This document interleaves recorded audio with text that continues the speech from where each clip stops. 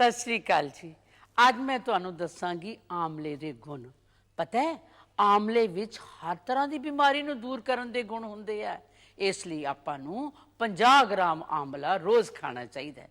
ਚਾਹੋ ਤੇ ਆਮਲੇ ਦਾ ਸ਼ਰਬਤ ਪੀ ਲਓ, ਆਮਲੇ ਦੀ ਸਬਜ਼ੀ ਖਾ ਲਓ, ਚਟਨੀ ਖਾ ਲਓ, ਆਮਲੇ ਦੀ ਅਚਾਰ ਖਾ ਲਓ, ਨਹੀਂ ਤੇ ਉਹਦਾ ਮੁਰੱਬਾ ਹੀ ਖਾ ਲਓ। ਕਈਆਂ ਲੋਕਾਂ ਨੂੰ ਨਕਸੀਰ ਦੀ ਤਕਲੀਫ ਹੁੰਦੀ ਹੈ, ਉਹਨਾਂ ਨੂੰ ਆਮਲੇ ਦਾ ਮੁਰੱਬਾ ਖਾਣਾ ਚਾਹੀਦਾ ਹੈ। ਨਹੀਂ ਤੇ ਰਾਤੀ ਸੁੱਕੇ ਆਮਲੇ ਪਾਣੀ 'ਚ ਭਿਓ ਦਿਓ, ਸਵੇਰੇ ਉਸ ਪਾਣੀ ਨਾਲ ਸਿਰ ਧੋ ਲਓ, ਨਾਲੇ ਉਹ ਥੋੜਾ ਜਿਹਾ ਰਸ ਆਪਣੇ ਨੱਕ 'ਚ ਵੀ ਪਾ ਲਓ ਤੇ ਵੇਖਣਾ ਬੜਾ ਆਰਾਮ ਮਿਲੂ।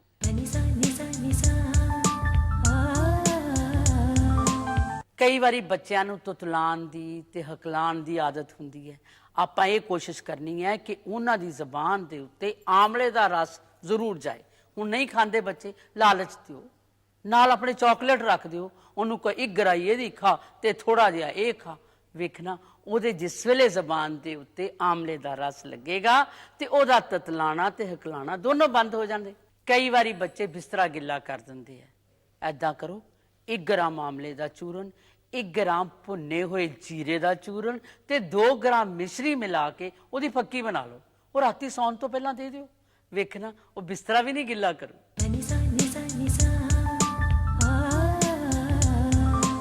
ਜੇਕਰ ਕਿਸੇ ਨੂੰ ਖੂਨੀ ਬਵਾਸੀਰ ਹੈ ਤੇ 1 ਚਮਚ ਆਮਲੇ ਦਾ ਚੂਰਨ ਜਾਂ ਤੇ ਗਾਂ ਦੇ ਦੁੱਧ ਨਾਲ ਲੈ ਲਓ ਤੇ ਜਾਂ ਫਿਰ ਲੱਸੀ ਨਾਲ ਲੈ ਲਓ।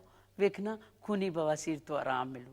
ਤੇ ਜੇ ਕਿਸੇ ਨੂੰ ਸਫੇਦ ਪਾਣੀ ਗਿਰਦਾ, ਉਹਨੂੰ 3 ਗ੍ਰਾਮ ਆਮਲੇ ਦਾ ਚੂਰਨ ਤੇ 6 ਗ੍ਰਾਮ ਸ਼ਹਿਦ 'ਚ ਮਿਲਾ ਕੇ ਲਗਾਤਾਰ 30 ਦਿਨ ਲੈਣਾ ਚਾਹੀਦਾ। ਵੇਖਣਾ ਇਸ ਬਿਮਾਰੀ ਤੋਂ ਵੀ ਛੁਟਕਾਰਾ ਮਿਲ ਜਾਊ।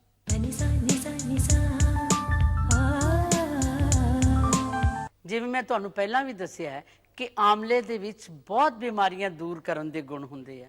ਕਿੱਦਾਂ? ਜੇ ਤੁਸੀਂ ਆਮਲੇ ਦੇ ਰਸ ਵਿੱਚ ਸ਼ਹਿਦ ਮਿਲਾ ਕੇ ਲਓ ਤੇ ਡਾਇਬਟੀਜ਼ ਨੂੰ ਆਰਾਮ ਮਿਲਦਾ ਹੈ। ਤੇ ਜੇ ਤੁਸੀਂ ਆਮਲੇ ਦੇ ਚੂਰਨ ਨੂੰ ਗਰਮ ਦੁੱਧ ਨਾਲ ਲਓ ਤੇ ਕਬਜ਼ ਤੋਂ ਆਰਾਮ ਮਿਲਦਾ ਹੈ। ਤੇ ਜੇ ਆਮਲੇ ਦੇ ਚੂਰਨ ਵਿੱਚ ਨਮਕ ਮਿਲਾ ਕੇ ਲਓ ਤੇ ਦਸਤਾਂ ਤੋਂ ਆਰਾਮ ਮਿਲਦਾ ਹੈ। ਤੇ ਜੇ ਬਦਹਾਜ਼ਮੀ ਹੈ ਤੇ ਤੁਸੀਂ ਆਮਲੇ ਦਾ ਚੂਰਨ ਲਓ, ਉਹਦੇ ਤੋਂ ਵੀ ਆਰਾਮ ਮਿਲੂ।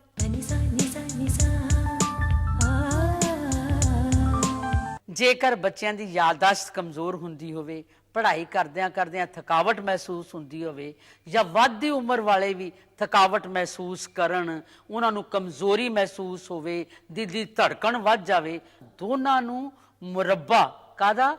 ਆਮਲੇ ਦਾ ਖਾਣ ਦੀ ਆਦਤ ਪਾ ਲੈਣੀ ਚਾਹੀਦੀ ਹੈ। ਜੇ ਰੱਬ ਨਾ ਕਰੇ ਕਿਸੇ ਨੂੰ ਸ਼ੂਗਰ ਹੋਵੇ ਤੇ ਉਹ ਮੁਰੱਬਾ ਧੋ ਕੇ ਖਾ ਲਓ, ਉਹਦੇ ਨਾਲ ਬੜਾ ਫਾਇਦਾ ਮਿਲੂ। ਆਮਲਾ ਖੂਬਸੂਰਤੀ ਦੇ ਗੁਣ ਵੀ ਰੱਖਦਾ ਹੈ। ਜੇ ਤੁਸੀਂ ਆਮਲੇ ਦਾ ਬਟਨਾ ਬਣਾ ਕੇ ਆਪਣੇ ਮੂੰਹ ਤੇ ਲਾਓ ਤੇ ਫਿਰ ਧੋ ਲਓ, ਵੇਖਣਾ ਮੂੰਹ ਤੇ ਨਿਖਾਰ ਆ ਜਾਊਗਾ। ਜੇ ਤੁਹਾਡੇ ਮੂੰਹ ਤੇ ਝੁਰੀਆਂ ਜਾਂ ਛਾਈਆਂ ਨੇ, ਰਾਤੀ ਸੁੱਕੇ ਆਮਲੇ ਪਾਣੀ 'ਚ ਭਿਓ, ਸਵੇਰੇ ਉਹਦੇ ਨਾਲ ਮੂੰਹ ਧੋ ਲਓ, ਝੁਰੀਆਂ ਛਾਈਆਂ ਘਟ ਜਾਣਗੀਆਂ। ਤੇ ਜੇ ਉਸੇ ਪਾਣੀ ਨਾਲ ਤੁਸੀਂ ਆਪਣਾ ਸਿਰ ਵੀ ਧੋ ਤੇ ਵਾਲ ਵੀ ਚਿੱਟੇ ਘੱਟ ਹੀ ਹੋਣਗੇ।